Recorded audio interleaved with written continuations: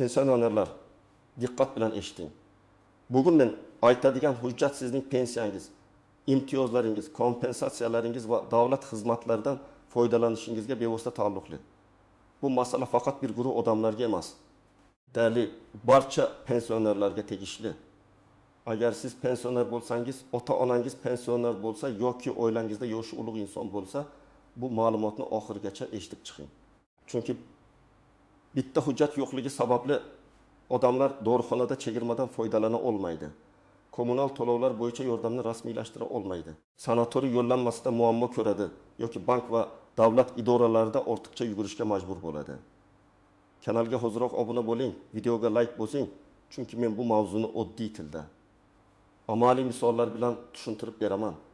Men bugun gapirayotgan asosiy hujjat bu pensionerlikni tasdiqlovchi ma'lumotnoma yoki guvohnoma, ya'ni sizning pensioner ekanligingizni rasmiy tasdiqlaydigan hujjatdir. Ko'pchilik pensionerlar shunday o'ylaydi. Menga pensiya kelib turibdi. Demak, hamma joyda ma'lumot bor, alohida hujjat kerak emas. Mana shu fikr eng katta xatolardan biri. Pensiya tizimida siz haqingizda ma'lumot bo'lishi mumkin. Bank kartangizga pul tushib turishi mumkin, lekin boshqa tashkilotlar har doim ham bu ma'lumotni avtomatik ko'ra olmaydi. Dorixona, poliklinika, mahalla, kommunal tashkilot, bank, transport xizmati yoki sanatoriyga yo'llanma beruvchi idora sizdan pensionerligingizni tasdiqlovchi hujjatni so'rashi mumkin. Oldin ko'p narsa qog'oz orqali yuritilardi. Pensionerning qo'lida pensiya daftarchasi, guvohnoma yoki mahalladan olingan tasdiq bo'lsa, idoralar shunga qarab ish tutardi. Keyin tizimlar bosqichma-bosqich elektronlashdi. Ma'lumotlar bazasi paydo bo'ldi, ayrim xizmatlar avtomatik tekshiriladigan bo'ldi. Lekin amalda hamma joy bir xil ishlamaydi. Ba'zi tashkilotlar elektron bazadan tekshiradi, ba'zilari esa baribir hujjat nusxasini so'raydi. Ayniqsa, yosh ulug' odamning familiyasi o'zgargan bo'lsa, pasport yoki ID karta yangilangan bo'lsa, yashash manzili boshqa hududga ko'chgan bo'lsa, pensiya turi o'zgargan bo'lsa. Masalan, yoshga doir pensiyadan nogironlik yoki boquvchisini yo'qotganlik bilan bog'liq boshqa to'lovlar masalasida ma'lumot yangilanishi kerak bo'lsa, hujjat masalasi juda muhim bo'lib qoladi. Hozirgi o'zgarish shundan iboratki, pensionerlikni tasdiqlovchi ma'lumotni olish ancha osonlashgan, lekin odamlar bundan bexabar. Ko'pchilik hali ham buning uchun tuman markaziga borish kerak, navbatda turish kerak, bir nechta xonaga kirish kerak deb o'ylaydi. Aslida ayrim holatlarda davlat xizmatlari markazi orqali, ayrim holatlarda pensiya jamg'armasi bo'limi orqali, ayrim elektron xizmatlar orqali yoki yaqin qarindosh yordami bilan bu ma'lumotnomani olish mumkin. Lekin bu yerda muhim jihat bor. Hujjatda sizning ma'lumotlaringiz to'g'ri bo'lishi shart. Familiya, ism, otasining ismi, tug'ilgan sana, pensiya turi, tayinlangan sana, hozirgi holat va kerak bo'lsa manzil ma'lumotlari xato bo'lsa, keyin sizga ma'lumot mos kelmayapti deb rad javobi berilishi mumkin. Men pensionerlarga eng avvalo shuni tushuntiraman. Bu hujjat faqat ko'rsatib qo'yish uchun kerak emas. Uning amaliy foydasi bor. Masalan, birinchi holatni olaylik. Toshkent viloyatida yashaydigan 68 yoshli ota pensiya oladi. U kommunal to'lovlar bo'yicha subsidiya yoki yordam so'ramoqchi. Mahallaga boradi. Undan pensionerligini tasdiqlovchi hujjat so'raladi. Ota, menga har oy pensiya tushadi. Mana bank kartam deydi. Lekin bank kartaga pul tushishi pensionerlik maqomini to'liq tasdiqlovchi hujjat hisoblanmasligi mumkin. Kartaga boshqa to'lov ham tushishi mumkin. Natijada hujjat bo'lmasa, arza kechikadi. Agar u avvaldan pensionerlik ma'lumotnomasini olib qo'yganida, arizasi shu kunning o'zida ko'rib chiqilishi mumkin edi. Ikkinchi misol. 72 yoshli ona dorixonadan ayrim dori vositalari bo'yicha imtiyozli tartibda foydalanmoqchi. Dorixona xodimi yoki tibbiyot muassasasi undan pensionerligini tasdiqlovchi hujjat, nogironlik bo'lsa, nogironlikni tasdiqlovchi hujjat, retsept va shaxsini tasdiqlovchi hujjat so'rashi mumkin. Ona faqat ID kartasini olib kelgan. Tizimda ma'lumot topilmasa yoki dorixonaning o'zida to'liq tekshirish imkoni bo'lmasa, xizmat ko'rsatish cho'ziladi. Odam asabiylashadi. Mening haqim bor edi-ku deydi. Haq bor, lekin hujjat bo'lmagani uchun huquqni amalda ishlatish qiyinlashadi. Uchinchi misol, bir pensioner sanatoriyga yo'llanma olish uchun murojaat qiladi. U tibbiy ko'rikdan o'tadi. Shifokordan tavsiya oladi.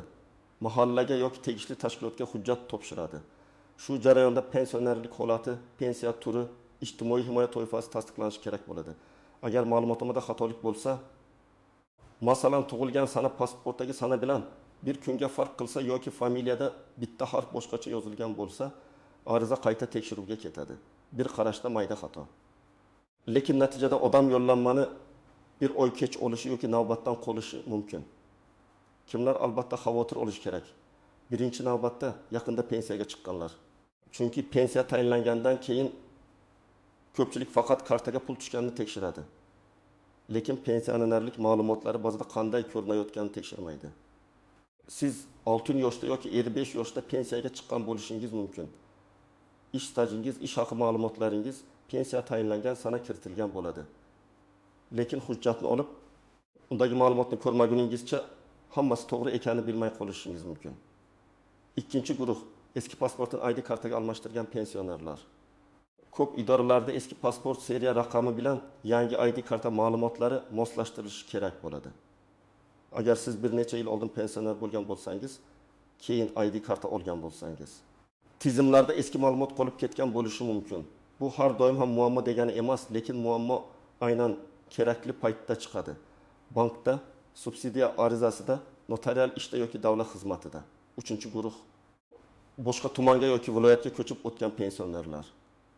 Masalan, pensioner Samarqanddan Toshkentga farzandinikiga ko'chib kelgan. Pensiya olish davom etadi, lekin yashash manzili mahalla poliklinika, ijtimoiy yordam bo'yicha hududiy bog'lanishlar o'zgaradi. Bunday holatda pensionerlikni tasdiqlovchi yangilangan ma'lumotnoma juda kerak bo'ladi. Chunki yangi hududdagi tashkilotlar sizni o'z bazasida darhol topmasligi mumkin. 4-guruh nogironlik pensiyasi yoki boquvchisini yo'qotganlik pensiyasi oluvchilar. Bunday pensiyalarda toifa, muddat, tibbiy xulosa yoki oilaviy holat kabi qo'shimcha omillar bo'lishi mumkin. Masalan, nogironlik muddati qayta ko'rikdan keyin uzaytirilgan bo'lsa, hujjatdagi ma'lumot ham yangilanishi kerak. Boquvchisini yo'qotganlik bo'yicha to'lovda esa farzandining yoshi, o'qishi, oilaviy holati kabi ma'lumotlar muhim bo'lishi mumkin. Bu joyda eski hujjatga ishonib yurish xavfli. Kimlar ortiqcha vahima qilmasligi kerak. Agar sizda yaqinda olingan pensionerlik ma'lumotnomasi bo'lsa, undagi ma'lumotlar ID kartangiz bilan mos bo'lsa, pensiya muntazam tushayotgan bo'lsa va siz hozircha hech qanday imtiyoz, subsidiya, sanatoriy, dorixona yoki boshqa davlat xizmatiga murojaat qilmayotgan bo'lsangiz, bugunoq shoshilinch navbatga turishingiz shart emas. Lekin men baribir hujjatni tartibga solib qo'yishni maslahat beraman. Chunki hujjat odatda eng kerak bo'lgan paytda esga tushadi. O'sha paytda esa odam kasal bo'lishi, farzandlar ishda bo'lishi, navbat ko'p bo'lishi yoki tizim ishlamay qolishi mumkin. Endi istisnolar va ko'pchilik bilmaydigan nozik jihatlarga o'tamiz. Birinchi nozik jihat, bank kartasi pensionerlik hujjati o'rnini bosmaydi. Kartaga pensiya tushadi. Ayrim joylarda SMS xabar yoki bank ilovasidagi tushum ko'rsatiladi. Lekin bu rasmiy maqomni tasdiqlovchi hujjat emas. Bank hisob varag'i moliyaviy operatsiyani ko'rsatadi. Pensionerlik ma'lumotnomasi esa sizning davlat tomonidan tan olingan maqomingizni ko'rsatadi. Bu ikkalasini aralashtirmaslik kerak. Ikkinchi nozik jihat. Eski pensiya daftarchasi yoki eski guvohnoma hamma joyda qabul qilinmasligi mumkin. Ba'zi joylarda bo'ladi, ko'rsatavering deyishadi. Ba'zi joylarda esa yangilangan ma'lumotnoma olib keling deyishadi. Ayniqsa, elektron ariza topshiriladigan xizmatlarda eski qog'oz hujjat yetarli bo'lmasligi mumkin. Chunki ariza tizimga kiritilganda ma'lumot bazadan tekshiriladi.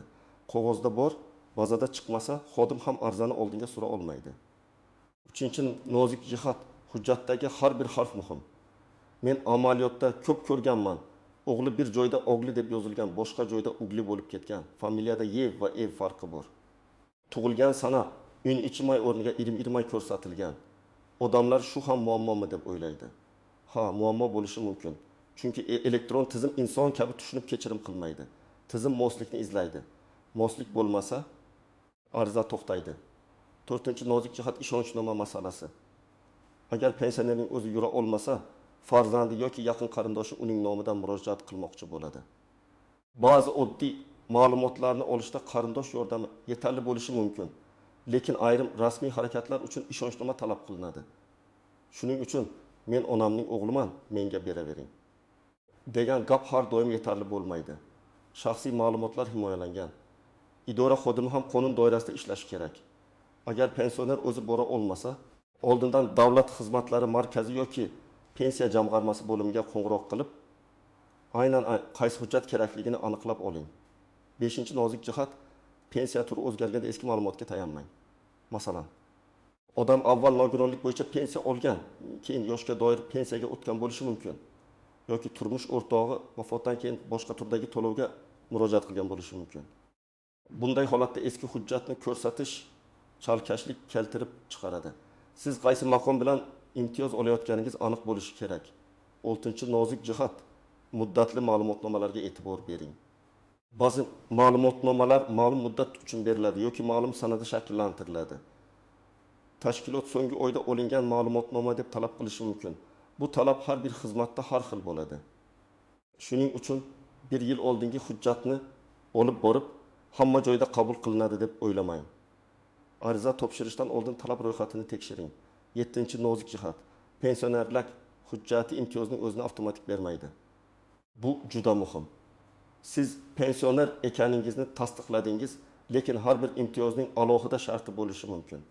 Masalan, kommunal yordam uchun daromad, oila tarkibi, yashash sharoiti, mahalla xulosasi kerak bo'lishi mumkin. Sanatoriy uchun tibbiy ko'rsatma talab qilinadi.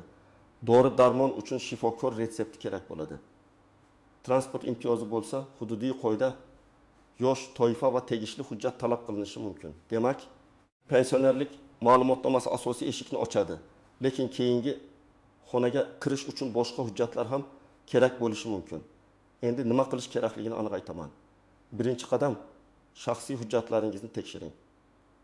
ID karta yoki pasportingiz, pensiya tayinlangani haqidagi eski hujjatlar, bank kartangiz, yashash manzilingiz bo'yicha ma'lumot, agar bor bo'lsa, nogironlik guvohnomasi yoki tibbiy ma'lumotnoma hujjatlarini bir joyga yig'ing.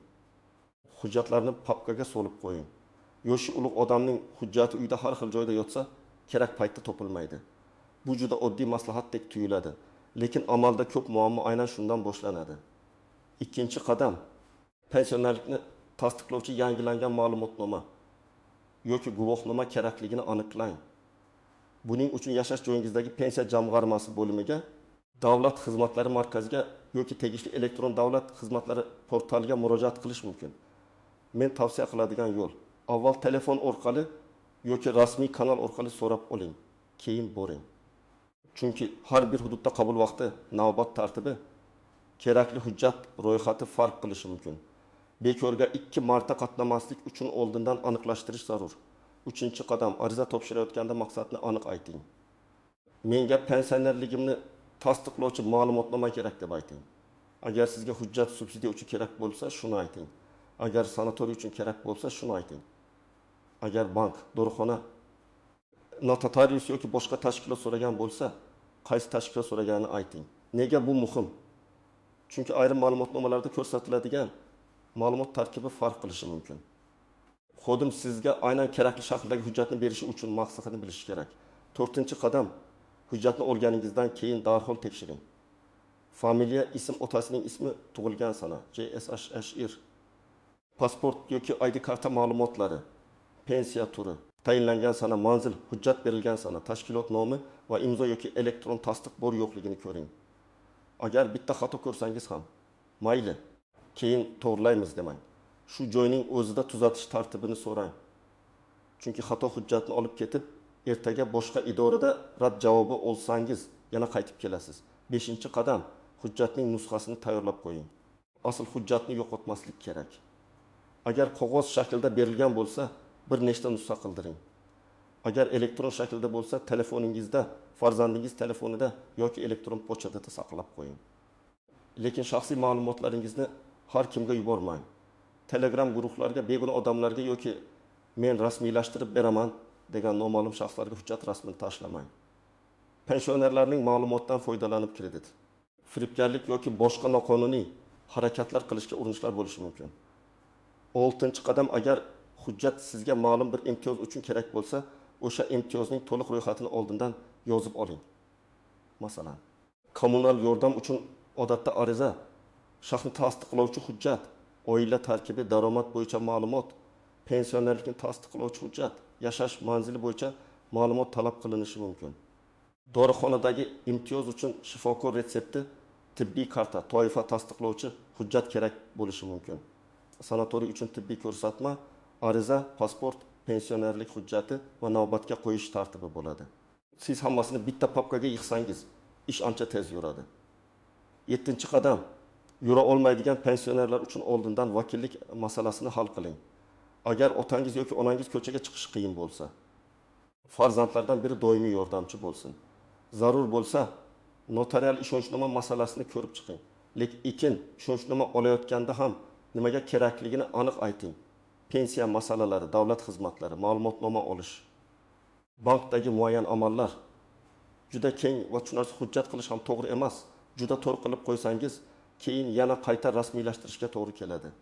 8-qadam. Har yili kamida bir marta hujjatlaringizning yangiligi va mosligini tekshirib boring. Men pensionerlarga shunday qo'yda tavsiya qilaman.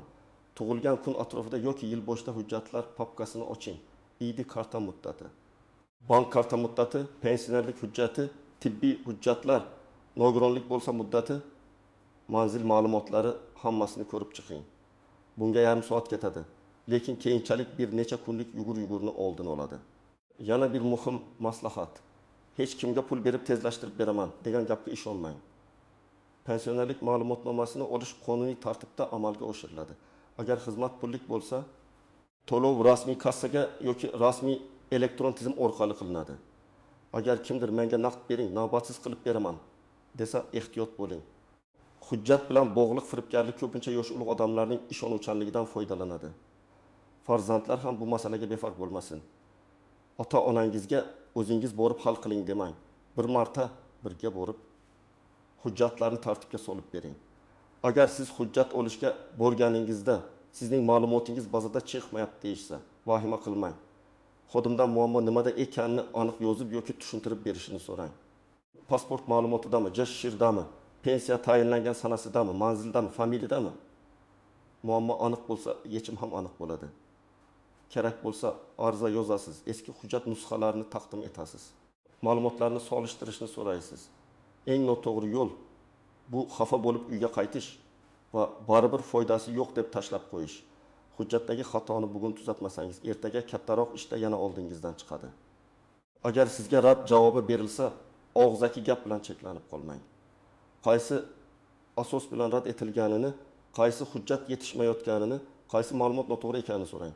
Zarur bo'lsa, yozma javob so'rashingiz mumkin. Men har doim aytaman, rasmiy masalada og'zaki gap odamni himoya qilmaydi. Hujjat, ariza, javob qabul raqami bo'lsa, keyin masalani kuzatish va talab qilish osonlashadi. Xulosa qilib aytaman. Pensionerlikni tasdiqlovchi hujjatni e'tiborsiz qoldirmang. Pensiya kartaga tushib turgani boshqa, sizning maqomingizni kerakli joyda rasmiy tasdiqlay olishingiz boshqa. Ayniqsa, yaqinda pensiyaga chiqqanlar, ID kartasini almashtirganlar, boshqa hududga ko'chganlar, nogironlik yoki boshqa ijtimoiy toifa bo'yicha to'lov oluvchilar bu masalani zudlik bilan tekshirish kerak. Hujjatni oling, ma'lumotlarni tekshiring. Nusxasini saqlang va kerakli imtiyozlar uchun oldindan tayyorlaning. Kommentariyada yozing, sizda pensionerlik hujjati bormi? Uni qayerda ishlatasiz, hujjat olishda muammo bo'lganmi? Sizning tajribangiz boshqa pensionerlarga yordam berishi mumkin. Videoga like bosing, yaqinlaringizga yuboring va kanalga obuna bo'ling. Men bunday muhim masalalarni oddiy tilda tushuntirishda davom etaman.